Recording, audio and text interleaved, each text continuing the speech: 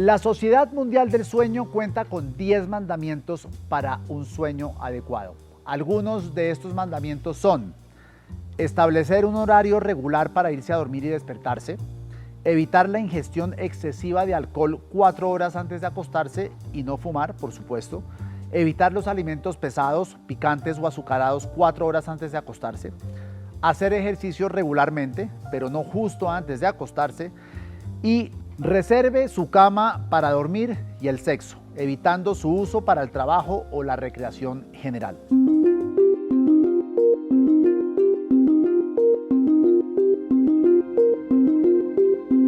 Mi nombre es Diego Santos, soy periodista y les doy la bienvenida a Cuida tu Salud, un podcast de la Fundación Santa Fe de Bogotá, donde tratamos lo más importante para ti, tu salud. La higiene del sueño es toda una ciencia. Todos sabemos lo importante que es dormir, pero muchos de nosotros no sabemos realmente cómo dormir bien. Y cada día nos están reforzando más el mensaje que es muy importante conciliar un buen sueño. Tenemos con nosotros al doctor Adrián Zamora, quien es neurólogo especialista en medicina del sueño. Doctor Zamora, bienvenido a Cuida tu Salud. Diego, muchas gracias por esta invitación y por la oportunidad de hablar en tu programa. Doctor, hay unos ejes que me gustaría que abordásemos en este podcast. El primero es saber por qué es tan importante dormir bien. El segundo es conocer si en realidad existe un listado o los mandamientos que acabo de leer, si son los correctos y los precisos. Y el tercero, cómo tratar los problemas de sueño si las recomendaciones que están en los mandamientos no funcionan. Entonces, doctor, ¿por qué es tan importante el sueño para el ser humano? Bueno, lo primero es que el sueño es una función fisiológica, tanto como lo es comer, por ejemplo. Es algo que es natural dentro del cuerpo. Hay tu pregunta va muy de la mano con ¿para qué dormimos? Entonces hay muchas hipótesis que han venido cambiando a lo largo del tiempo. Entonces tú ves que el sueño, por ejemplo, en algunos grupos de mamíferos, como algunos grupos de delfines o pájaros, duerme la mitad del cerebro, la otra mitad está activa. Entonces hay una especie como de equilibrio, digamos, evolutivo o ecológico, lo llaman. Hay otra hipótesis que es la de ahorro de energía. Entonces usted gasta un número de energía cuando está despierto haciendo sus actividades del día a día y requiere un periodo de descanso para reponerse. Otra de las hipótesis del sueño y una de las que más ha tenido, digamos, fuerza últimamente es que sirve como un mecanismo para consolidar los procesos de memoria durante el día. Otra hipótesis importante es el papel del sueño en la regulación del ánimo. Creo que todos hemos tenido la experiencia de tener una mala noche y sus consecuencias anímicas al día siguiente, entonces eso y, por ejemplo, el cambio, digamos, de luz en algunas sociedades nórdicas, digamos, en países donde hay estaciones, el no exponerse a la luz, tener cambios en su ciclo sueño-vigilia, les conlleva a tener depresiones asociadas a las estaciones, por ejemplo. Entonces, y la última, una función muy importante del sueño es en el rol del sueño como un mecanismo para generar defensas, para promover, digamos, las funciones del sistema inmune. Esta pregunta puede sonar muy obvia, porque creo que casi todos sabemos la respuesta, y es: ¿cuánto es el mínimo número de horas que necesitamos para tener un buen sueño? ¿Es cierto que son 8 o las personas que duermen 6 también es válido entre los adultos, por ejemplo? Esa es una muy buena pregunta, Diego, y es una pregunta de los pacientes en el consultorio. Y si bien, bueno, para explicarlo bien, cada persona tiene unas necesidades individuales de sueño. Tú puedes necesitar dormir 8 o 9 horas para tener una sensación de que tu sueño fue reparador o que descansaste el otro día. Hay otras personas, y todos conocemos varios casos de personas que necesitan dormir muy poco, 3, 4 horas, y al otro día están muy bien, funcionan bien al día siguiente. Entonces, digamos, no pero hay... eso no es un evento aislado, esas personas que duermen 3 o 4 horas y funcionan muy bien, pero si es recurrente, ¿ya se empieza a notar un desgaste o no? Normalmente, digamos, hay personas que son los que se llaman, digamos, en la jerga científica, los dormidores cortos o short sleepers, es el nombre en inglés, que son las personas que necesitan menos de 4 horas en la noche para tener un sueño reparador. Y eso es un perfil de personas que genéticamente, y hay genes reloj se llama, genéticamente necesitan dormir menos que otras personas. Pero volviendo a tu pregunta... Tengo entendido que Albert Einstein era uno de esos, ¿no? Que él dormía menos de 4 horas. Dormía menos de 4 horas y hay otras personas, digamos, por ejemplo, una persona famosa que duerme muy poco es Bill Gates. ¿Sí? Bill Gates, él dice que duerme 4 o 5 horas y al otro día está perfecto. Barack Obama dice que en su periodo de la presidencia dormía 3, 4 horas y podía desempeñarse pues, bien al otro día. Pero volviendo a tu pregunta, digamos que si bien no hay un número mágico, sí hay un número de horas que es recomendado por estudios científicos de sueño y es 6. 6 horas. 6 es el número mágico.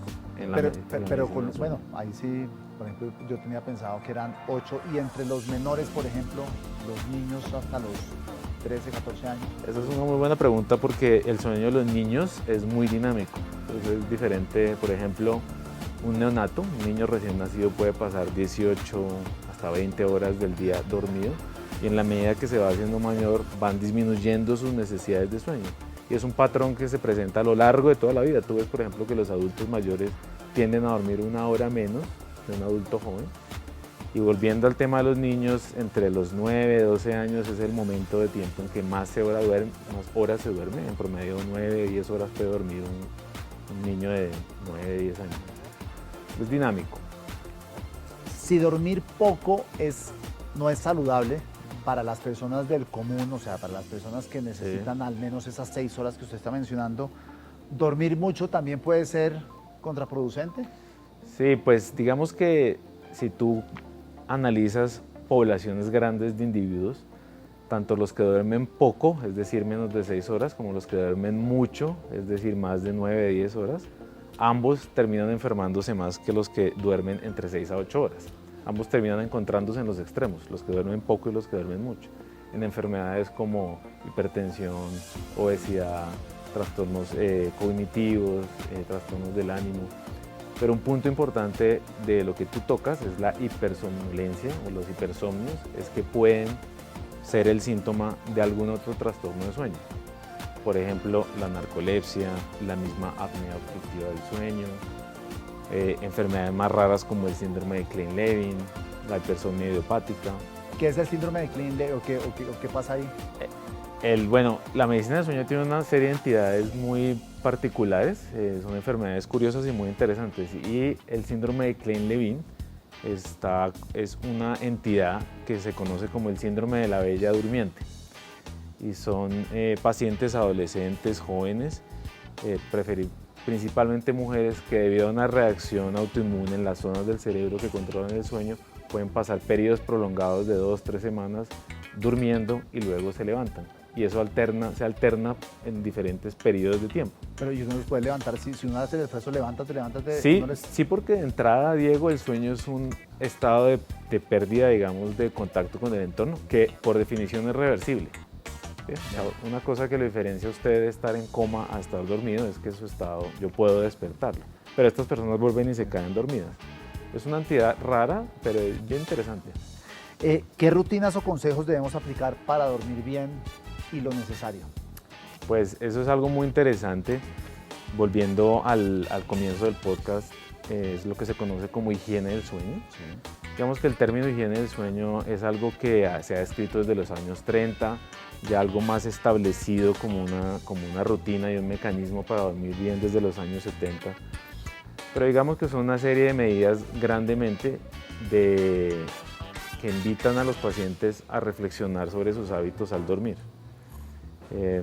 Y pues básicamente son medidas del entorno del sueño, ¿sí? De su ambiente para dormir, como por ejemplo lo que tú decías de tener una cama con una temperatura adecuada, usar la cama solamente para dormir o para tener actividad sexual, así como tener un ambiente, y eso es algo muy importante que quiero resaltar en esta conversación, y es la exposición a la luz, por ejemplo, y es no tener una exposición prolongada a la luz en horas en que tú vas a dormir. ¿Por qué? Y le pregunto por qué, por lo siguiente, doctor. hay personas, y es mi caso, por ejemplo, que nos podemos quedar dormidos con la luz prendida. Sí. Sé que no es lo recomendable, Sí. pero las personas que se quedan con la luz prendida no están durmiendo bien. Pues mira, volviendo a lo de la higiene del sueño, no son, digamos que yo no usaría la palabra mandamientos, sino son unas recomendaciones y algo que para invitar a reflexionar a los pacientes. Entonces, por ejemplo, lo que tú me decías, la luz, sobre todo la luz que está en la gama ultravioleta de la luz blanca, es una luz que le está enviando la señal a tu retina de que es de día y que estás en tu periodo de actividad, ¿sí? Mientras el resto de tu cuerpo quiere, digamos, descansar. Entonces es una señal contraproducente. ¿Esa es la misma luz del celular, por ejemplo? Es la misma luz del celular. Y volviendo a tu pregunta, todos nos quedamos dormidos un poco canaleando, todos vemos un poco de Netflix, ¿sí? El fin de semana, de pronto tú miras el Instagram 5 minutos antes de dormir, miras tu correo. Digamos que si es algo dentro del sentido común de no exponerse prolongadamente a la luz, pues yo diría que no hay ningún problema, incluso es parte de tu rutina para dormir, exponerte a la luz. Ya otra cosa distinta es si tú vas a trabajar 2-3 horas o a chatear 2-3 horas, eso, digamos, estimula no solamente tu retina, sino un hiperalertamiento, que es parte de lo que se conoce, pues, de los mecanismos del insomnio, y es que estás muy alerta en un periodo en el que deberías estar dormido. Doctor, porque hay gente a la que se le dificulta tanto dormir. ¿No llega un momento en el que el cuerpo dice basta, no da más y se duerme automáticamente? Sí, digamos que eso hace referencia a la necesidad de sueño y a la presión de sueño. Entonces tú, por ejemplo, el sueño viene funcionando como un mecanismo de reloj de arena. Entonces tú te levantas y es como si le dieras la vuelta al reloj. Comienzas a acumular necesidad de sueño, a gastar energía, a acumular cansancio durante el día. Y la única forma de liberarlo y volver a resetear el reloj y darle la vuelta es durmiendo. Entonces hay personas, por ejemplo, que no acumulan una suficiente necesidad de sueño, que no se exponen a luz, que no hacen actividad física, que no tienen buenos hábitos de higiene del sueño y sobre todo que rumian mucho pensamientos, que se quedan pensando en la noche y les cuesta desconectarse e iniciar un buen periodo de sueño. El sueño empezó a estudiarse el siglo pasado, pero en este siglo es cuando nos han dicho esto es importantísimo para la salud. ¿Por qué en este siglo la narrativa ha cambiado y ya nos están diciendo si usted no le pone atención al sueño va a tener unas repercusiones muy graves en su vida? ¿Ustedes están viendo un mundo más complejo, con más distractores o qué información tienen que no tengamos los ciudadanos del común? Digamos, una cosa importante, Diego, es que la medicina y las enfermedades están descritas durante el día, ¿sí? La tos, el dolor, son cosas que pasan cuando estás despierto. Pero en el sueño, tu organismo sigue funcionando, es un estado cerebral y fisiológico diferente, con sus propios problemas y sus propias enfermedades. Yo siento que ha venido de la mano la conciencia sobre las enfermedades del sueño, por la conciencia, digamos, del bienestar de las personas, por lo importante que es tener una buena noche. Creo que es algo que todos hemos experimentado y es tener 2 o 3 noches malas, las consecuencias del día siguiente. También por el aumento de los mecanismos, de los métodos diagnósticos en medicina del sueño, por su asociación con ausentismo laboral, baja productividad, accidentalidad, que es un tema importante, y su asociación sobre todo la apnea del sueño como factor de riesgo de enfermedades cardiocerebrovasculares. ¿La apnea qué viene a hacer? La apnea del sueño es una entidad en la cual tú pierdes el flujo de aire a tu vía aérea durante 10 o más segundos durante varios periodos en la noche, y eso se manifiesta en que el sueño está fragmentado y al otro día tiene síntomas como somnolencia diurna, pérdida de concentración, cansancio. Sus recomendaciones son útiles, pero no a todo el mundo le sirven. Sí. Cuando a alguien no le sirve, ¿cuál es el tratamiento que reciben esas personas? ¿Es medicación? Sí, pues hay medidas no farmacológicas para los trastornos de sueño. La número 1 es la higiene del sueño. Pero generalmente, Diego, los pacientes que van a la consulta son pacientes que ya han pasado por medidas de higiene del sueño y aún así necesitan una solución y buscan tratamiento. Para el insomnio hay medidas farmacológicas, para la narcolepsia hay tratamientos farmacológicos, para la apnea el tratamiento estándar es la máscara del CPAP. Hay diferentes aspectos. Una cosa que quería enfatizar sobre la higiene del sueño es que dos cosas. Una, que no es como tal un tratamiento establecido, sino es un principio, digamos, de cuidado en general, de la salud de las personas. No tienes que estar enfermo de algo para practicar, entre comillas, hábitos de higiene del sueño. Y lo otro es que la higiene del sueño, Diego, es como una terapia, ¿sí? Es como una terapia física. Si tú vas a hacer terapia física, te operan de la rodilla, del brazo, vas a la terapia, si haces una terapia un día, probablemente no te funcione muy bien. Si se comienza a volver un hábito y lo haces durante un periodo de tiempo y entrenas tu cerebro a mejores hábitos de sueño, vas a ver el efecto en un tiempo. ¿Qué es lo que puede ocasionar la falta de sueño en una persona? Hay estudios de privación de sueño, estudios experimentales, y se ha asociado sobre todo con sensación de cansancio al otro día, disfunción del lóbulo frontal, sobre todo en sus aspectos de atención y organización y planeación. Está involucrado en la regulación del ánimo, entonces las personas con pérdida de sueño tienen mayor riesgo de depresión y pues básicamente eso. Y mayor riesgo de accidentalidad, que es un punto importante. ¿La higiene del sueño puede combatir el insomnio o no? Está como parte de la higiene del sueño como tratamiento único, no. Es una terapia, digamos, que demuestre tener efectividad. En insomnio es parte de una intervención que se llama terapia cognitivo-conductual dirigida a insomnio. Es uno de los componentes de la terapia cognitiva que, entre otras cosas, es en este momento el tratamiento recomendado, la primera línea de tratamiento recomendado por las sociedades, digamos, mundiales de sueño, antes que los medicamentos. Las personas que se medican y toman pastillas para conciliar el sueño, ¿eso es necesario? O sea, es real que haya algunas personas que se les dificulta, porque yo caigo como una roca, sí, sin ningún problema, con ruido, sí, con luz, y me encanta dormir. Pero las personas que se medican, ¿sí es necesario o es que volvieron como una adicción? Se volvieron adictos a que solo pueden dormir tomándose pepas? Sí, digamos que los medicamentos inductores hipnóticos han, digamos, ganado popularidad en los últimos años porque en la medida pues, porque hay pacientes con más, digamos, hay más frecuencia, más prevalencia de insomnio. El uso de los medicamentos es en este momento una medida secundaria y de segunda línea cuando han fallado las intervenciones cognitivo-conductuales. Digamos que con los inductores hipnóticos, que son medicamentos diseñados para dormir, hay un riesgo, digamos, si bien su uso está indicado por periodos cortos, sobre todo en insomnio agudo, en personas sin historial de adicciones, no en adultos mayores, sí hay un riesgo de dependencia y de tolerancia a largo plazo. Diego, ¿qué es diferente a ser adicto? Son dos cosas distintas. La adicción es una conducta de anhelo, ¿sí? De anhelo y de abstinencia a la pastilla. La dependencia es que tú dependes del medicamento para dormir y la tolerancia es que cada vez dependes de dosis mayores para alcanzar el mismo efecto. Son dos cosas distintas. ¿Algo que se nos esté quedando por fuera de esta charla sobre la higiene del sueño que no le haya preguntado? Sí, un punto importantísimo es la actividad física.